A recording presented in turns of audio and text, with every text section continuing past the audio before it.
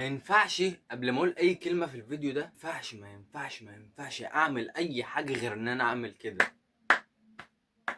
لمين بقى التسقيفه دي؟ للاعيبه الزمالك الرجاله. انا راجل اهلاوي اهو بقول لك لعيبه الزمالك رجاله قوي. النهارده يا اخواتي الزمالك بيكسب بيراميدز بنتيجه 1-0، وخدوا بالكم انا كاهلاوي مش متضايق خالص ان الزمالك كسب، بالعكس انا كنت هزعل جدا لو كان بيراميدز اللي كسب. فانا مبسوط باللي حصل ده. يا جدعان النهارده الزمالك ضيع فرص كتير جدا وطالع كسبان الماتش 1-0.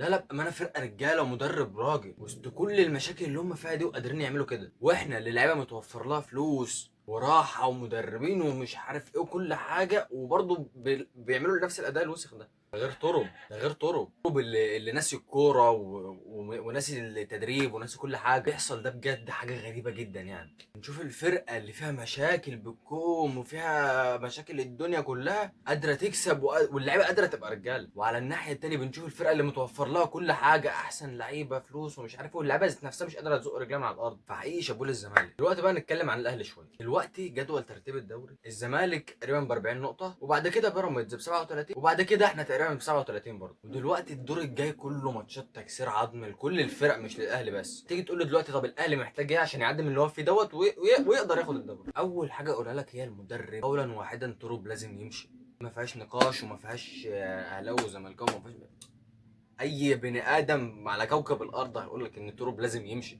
فده خلاص امر متفقين عليه. مين بقى البديل؟ طبعا ما حدش يجيب لي سيره اجنبي. طبعا كلنا دلوقتي عارفين ان الاهلي على طاولته دلوقتي علي ماهر وعماد النحاس ومحمد شوقي. انا في رايي وبنسبه كبيره ده اللي هيتم، يعني علي ماهر فورا ولازم. ما فيش حاجه اسمها نتقل على ترب، هنتقل عليه تاني اكتر من كده. الدوري بيضيع، مفيش فرصه ان حد ياخد نفسه اصلا. الحل ان دلوقتي اصلا يكون الوقت اللي انا بتكلم فيه ده يكون الاهلي خد القرار باقاله ترب. ليه؟ لان اللعيبه دي محتاجه حد يشكمهم، حد كده مدرب ذكر. تحس ان في مدرب واقف على الخط، تحس ان حد عنده فكر بيوجه اللعيبه، ده اعمل كذا وده اعمل كذا وده اعمل كذا. فوجود علي ماهر في التوقيت الحالي مفروغ منه. وفكره ان احنا نستنى على ترب لغايه ما يتعادل كمان ماتش، مع كامل احترامي للكل، انا شايف فكره غبيه جدا. ان مفيش اصلا فكره ان احنا نتعادل ماتش، دي الفكره دي لازم تتشال خلاص. مفيش حاجه اسمها خساره او تعادل تاني، لان لو حصل خساره او تعادل تاني هتبقى كارثه. دلوقتي بقى إيه اللي لازم يحصل ولا لازم يتم؟ لازم الاهلي يكسب كل الماتشات الجايه، لازم مكسب. وانا في حاجه هتجنني، لما احنا مش عارفين نكسب زد هنعمل ايه مع الترجي؟ ونفترض ان احنا عدينا من الترجي هنعمل ايه مع اللي بعده مع اللي بعده مع اللي بعده؟ احنا كده داخلين على كارثه. هنستنى على طرق تاني؟ لا خلاص صبرنا كتير. مع كامل احترامي ده راجل انا شايفه ما في الفتره دي ما بيفهمش كوره. اللي بيعمله ده واحد ما بيفهمش كوره، مع كامل احترامي يعني لشخصه. يعني انا عايز حد يقول لي بيلعب طاهر ليه، وعايز حد يقول لي مع حسين الشحات ليه، وعايز اي بني ادم عاقل بيفكر يقول لي بيلعب الشناوي ليه. يا جدعان كابتن محمد الشناوي خلاص يا جدعان.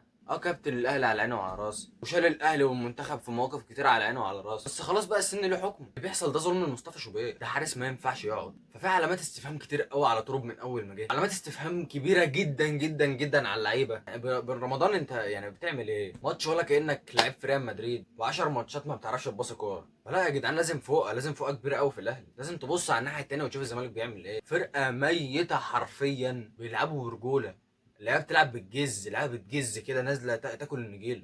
هل ده ما ينفعش يبقى موجود عندنا؟ ده اللي لازم يبقى موجود، وده اللي دايما بيبقى موجود. فانا مش عارف الصراحه يا جدعان. قولوا لي رايكم تحت في التعليقات وما تنسوش اللايك، ولو في اي ايه حاجه كده في الفيديو يعني مش تعديل ولا اي حاجه مش جاي معاكم سكه عرفوني برضه. وبس كده وصلوا على النبي.